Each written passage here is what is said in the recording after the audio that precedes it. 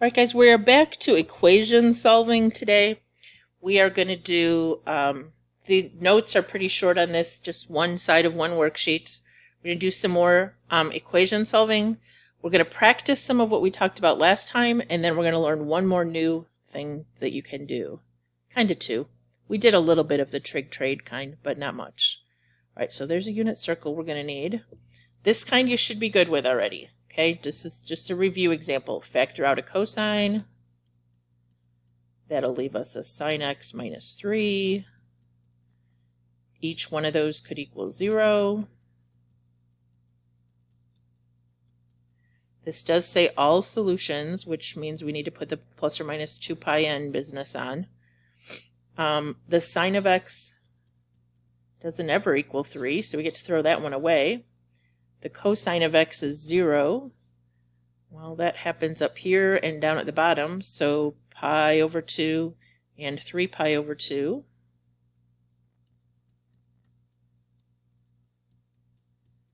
And then it happens every multiple of 2 pi after that, where n is any integer, and you don't have to write that. I should have said this 2 days ago when we started this, and I hope I said it in a meet, but Delta Math doesn't have much of this on it, and so, and when they do, they only ask for exact solutions, not this all solutions business. Okay, so you're not going to have to do this typing of crazy business in here on Delta Math. Okay, this is one where a trade is required, because I can't change a sine into a cosine or a cosine into a sine, but I can trade a cosine squared. Okay, sine squared plus cosine squared equals 1. So therefore a cosine squared is a 1 minus sine squared. So if I trade that for a 1 minus sine squared of x,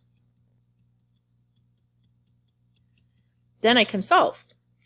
So let's see. I think I might want to trade the signs here. I have a negative sine squared plus a sine, and I got a 1 plus another 1 back here is a 2. You know, Hofbauer, I don't like a negative out front, so I'm going to change all the signs. And then I'm going to factor sine squared is sine times sine. And 2 would only be a 2 and a 1. Let's see, I need a negative, so I think I need this guy to be negative 2 sine of x plus 1 sine of x, so that I end up with a negative 1 in the middle. Again, you could have gone over here and just said, pretend it's n, and how does that factor? Okay, and then go back and talk about it as sines instead of n's. All right, if it's equal to 0, we have either the sine of x equals negative 1 or the sine of x equals positive 2. Sine of x can't be 2, but it can be negative 1. Let's see, the sine is the y value. So down here at 0, negative 1. So x would be 3 pi over 2. This was all solutions, wasn't it? Yep, so we have to put that plus or minus 2 pi n because it's every period. And the period for sine is 2 pi, so it repeats every 2 pi n. All right, one more of these trade guys. Okay, if you look at your trig identities, there is a Pythagorean identity that says tangent squared plus 1 equals secant squared. Now, I need to keep the secant here because I can't trade anything for secant, but I could trade a tangent squared for a secant squared minus 1. So secant squared minus 1 plus secant minus 1. If I simplify that, I get a secant squared plus a secant. Minus 1 and minus 1 would be minus 2. Okay, we have not done reciprocal functions till now. Should have done more of these. I hope there's another one on here. All right, this factors secant times secant And to get a 2, we need a 2 and a 1. To get a positive, we need a +2 and a -1. All right, what you have to do with a secant, to get a secant equal to -2 or a secant equal to 1, you just have to flip them over. This means 1 over cosine equals -2, which means the cosine of x is -1/2. And this means 1 over the cosine of x equals 1. The only way that's true is if the cosine of x is also 1. So you can just flip them over. They're reciprocals. All right, now where is that true? The cosine of x is -1. Let's see, anywhere that we have that true, so that would be 2 pi over 3 and 4 pi over 3. And the cosine is +1 at 0, right? Now, is this all solutions? What was this one? Just on the interval 0 to 2 pi, and it had a parenthesis at 2 pi. I'm to include 0, but not 2 pi. So, I think we should have these 3 solutions. Now, I don't know if I graphed this one. I sure can. If I didn't, let's see if I did already. Nope. All right, so let's check. How do you put in a tangent squared plus a secant minus 1 equals 0? Well,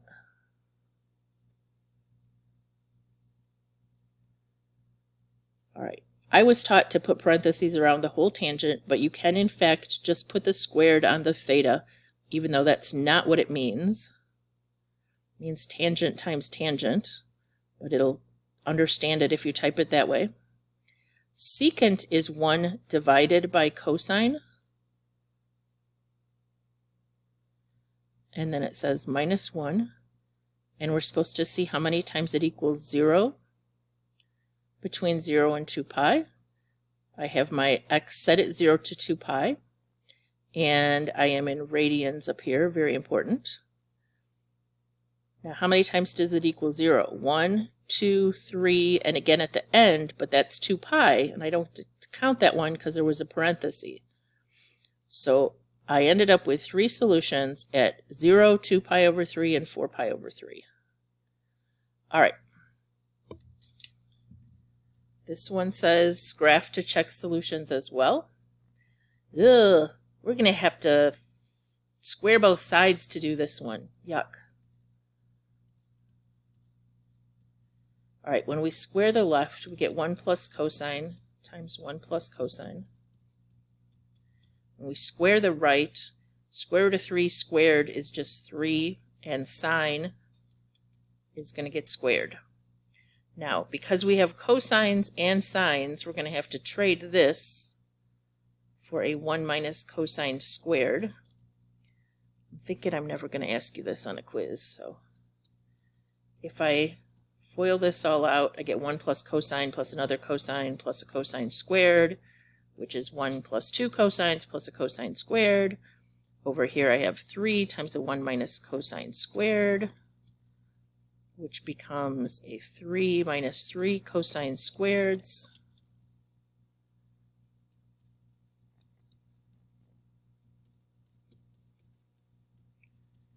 If you add those over here, you'd get 4 cosine squareds. I added these.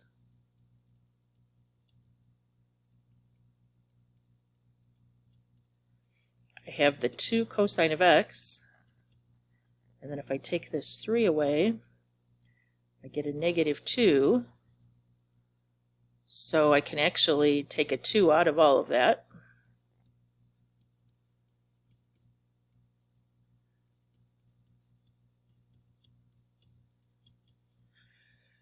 Two can never equal 0, but I can leave it there just to talk about it again. 2 cosine of x,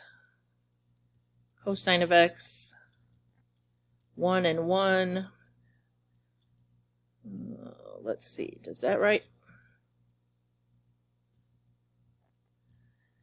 2 cosine squared plus 2 cosine minus 1 cosine will give me 1 in the middle minus 1 at the back. Okay. Can 2 equal 0? No, it can't. If 2 cosine of x minus 1 equals 0, I'll get the cosine is 1/2. So I'm looking for an ordered pair with a 1/2 in the x, which would happen at pi over 3 and 5 pi over 3. And the cosine of x is -1. And that would happen when x is -1, which would be at pi. All right. Did I do that one? I didn't graph that one yet. Okay. 1 plus cosine x equals square root of 3 sine x. I have no idea if this has an extra solution or not. 1 plus cosine of x is supposed to equal, I'll do it in green, square root of 3, arrow to the right, sine x. Okay, how many solutions do we get? We get only 2 solutions. One before pi and one at pi.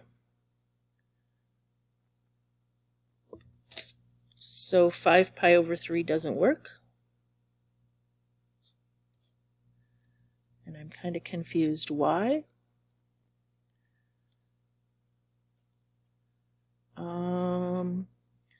If you have an ordered pair at 5 pi over 3 of 1/2 square root of 3 over 2, and you plug that in, you'd have 1 plus 1/2 equals square root of 3 times square root of 3 over 2. This would be 3/2, and this would be 3/2. Did I type something wrong? I put it in here. So I'm questioning, what am I questioning? 5, oh, wait a minute. At 5 pi over 3, the ordered pair is negative. So if this was negative, we would have a negative, and that's why it doesn't work. Okay. Again, not doing that one where you have to square both sides. All right, this is solved by graphing. The next thing we're going to do is somewhere you just use your calculator. I think you'll like these kinds. This says find where the sine of x is -0.729 between 0 and 2 pi. So I put in y equals sine of x, and then in y2 I put -0.729. I set my window from 0 to 2 pi for x, and I just made sure the y window, okay, so my x window is 0 to 2 pi or 6.28, and my y window, it just had to include, you can do -2 to 2, doesn't matter, just so it included -0.729. Then I graphed. Okay, it looks like my y window was like -4 to 4. Obviously not 1. And I want, okay, this is not a good window. This is -2 pi to 2 pi. Well, there's 0 to 2 pi. I want these two ordered pairs right here. Okay? So I found the intersection, and one of the intersections was here. Now, I don't want this. I already know that number. I want the value of x that would go in here to make that be true. And then it said round to 4 decimal places. So I'm going to say x could be 3.9585 if I round that to 4. And then I also found a second one. It's not lit up, but it's right here. And that one was 5.4663.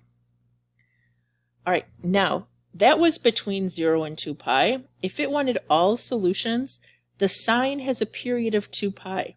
So I could still say 3.9585 plus every multiple of 2 pi after that, or 5.4663, and add 2 pi or subtract 2 pi onto that.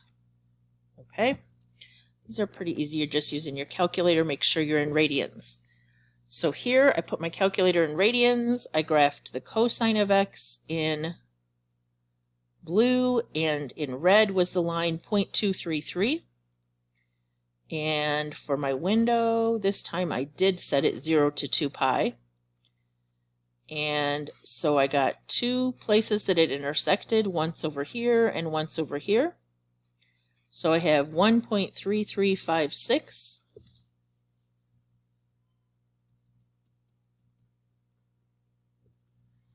And then I went over to the other one and did second trace intersect, and make sure it says intersection here or you're not at the right spot, okay? Don't leave it when it says guess. Make sure it says intersection. And then I got 4, I can't read that, 4.9476. And that was between 0 and 2 pi, and that was it. All right, maybe I'll do this last one live so you're not confused. Okay, I'm going to set my window 0 to 2 pi. Now this has 6, so I need to go up pretty high this time. I'm going to set my y max at like 7. I don't really need to go down that low, but I could. Doesn't matter. And then I'm going to go type in tangent of x. And 6 somewhere. Ugh. All right, I'll put the 6 clear down there. And then I'm going to graph. And then I have 2 points of intersection. Now this is a tangent graph, so they should be exactly pi apart. So if I go second trace intersect, and it found that one first, which is interesting. Ooh. 4.5472. If I want to go back to this first one, I should be able to actually type trace and then, I don't want to type that. All right, I'm going to show you how to find the other one. Second trace, intersect, and this time I want to go back close. Whoops, I got to be close to this one when I hit my guess, otherwise it's not going to find the right one. So first curve, second curve, but then when it says guess, I need to be close to there. But I have to push it one more time till I get exact value. I have 1.4056. Now, what I wanted to show you was if I did 1.4056 plus pi, it should jump to the next one right there. See? Okay. So the answer, this one says all solutions. So I could say just 1.4056 and every multiple of pi, because tangent repeats every pi. You could list another one and say plus or minus pi n or 2 pi n, it won't matter. All right, last idea. These are double angle solving. And what you're going to do is you're going to ignore this 2x. You're going to say, I want to know where the sine is negative square root of 3 over 2. So you go to your unit circle. Did I put one back here? There we go.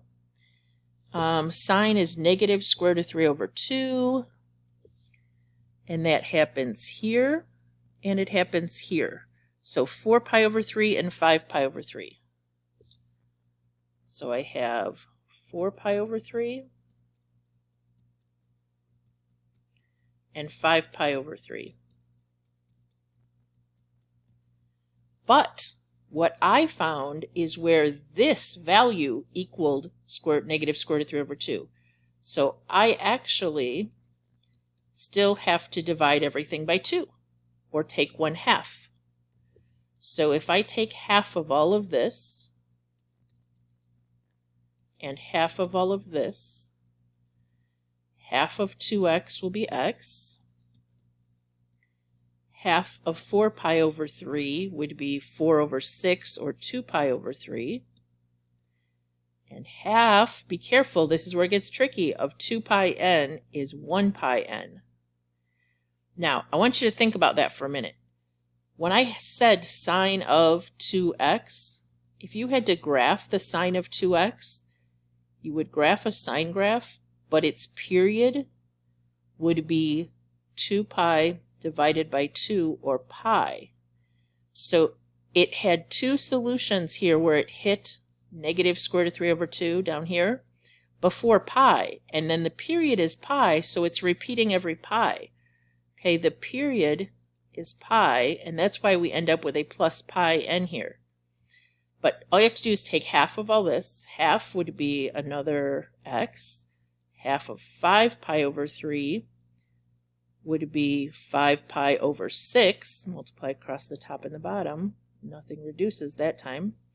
And then half of 2 pi n would be pi n. So this is what you get when you have a double angle in here. All right, we're going to do a couple more of those, and then we're done.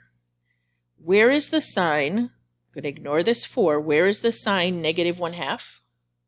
So we go back here. We find the sign is negative 1/2 at 7 pi over 6 and 11 pi over 6. So we have 4x equals 7 pi over 6 and 11 pi over 6. And those would normally repeat every 2 pi n. But we have to divide everything by 4, or take 1/4 of everything.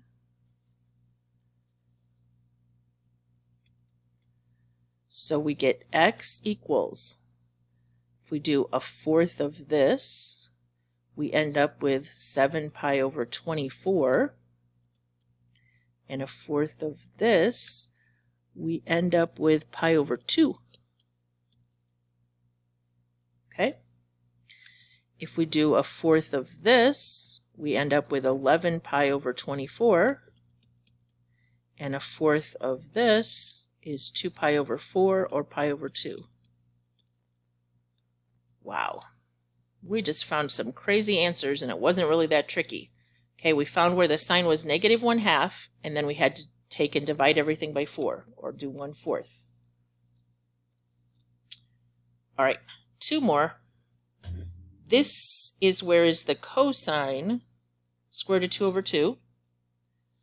The cosine is positive square root of 2 over 2 here at pi over 4, and down here at 7 pi over 4.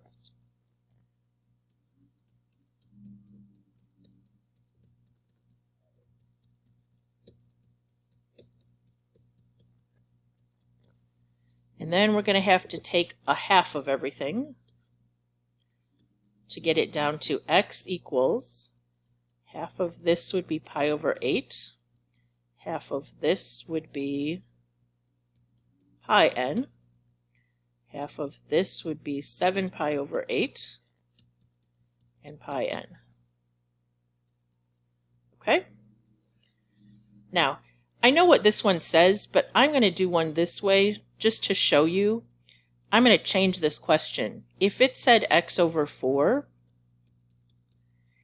you would do the same thing, except at the end you would multiply by 4. So you would find where the cosine is negative 1. So you go back here. The cosine is negative 1 here at pi.